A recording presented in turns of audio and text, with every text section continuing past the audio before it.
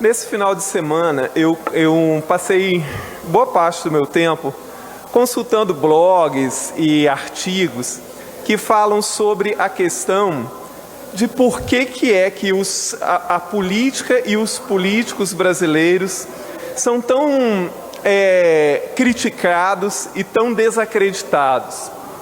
Então, em muitos artigos, os autores fazem comparação com os políticos brasileiros e os políticos da Suécia, ou da Alemanha, ou da Dinamarca, e como são rigorosas as populações desses países em relação àquilo que os políticos podem fazer ou não, né? Então, menciona que na Suécia, por exemplo, na Noruega, os políticos, eles têm que lavar a própria roupa, que no Congresso desses países não tem ninguém para servir café e água.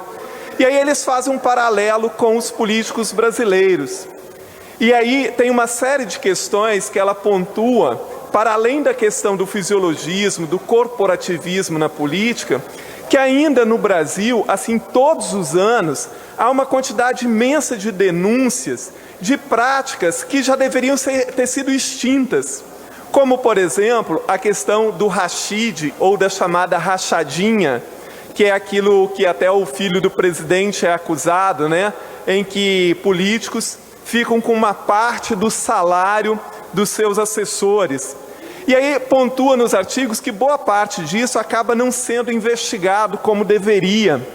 Menciona questões como, por exemplo, políticos que empregam assessores para pagar dívida. Por exemplo, o cara emprestou 200 mil a um político e aí ele contrata por 20 meses a um salário de 10 mil reais para ter esse dinheiro de volta.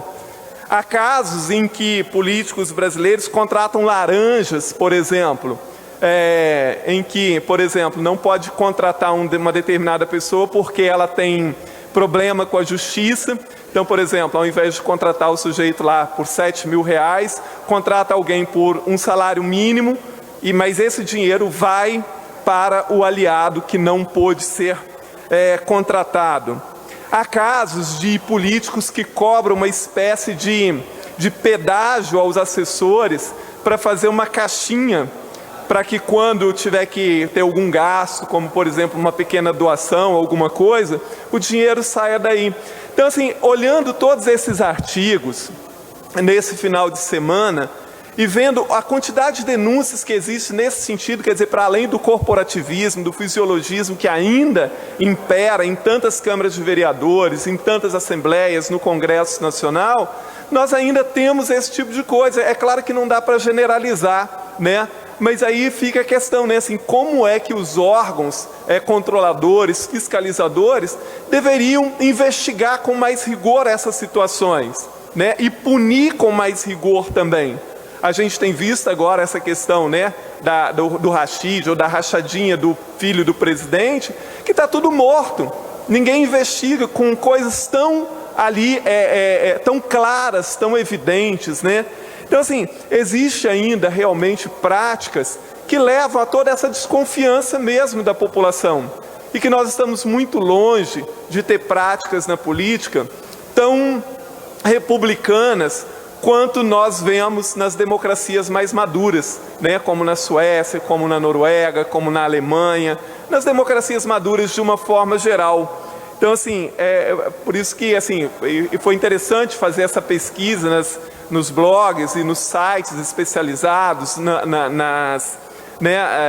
nos blogs, de como ainda as práticas criminosas permeiam, né, a política brasileira e que ajudam muito a desacreditar a política e os políticos no Brasil, infelizmente. Muito obrigado, presidente.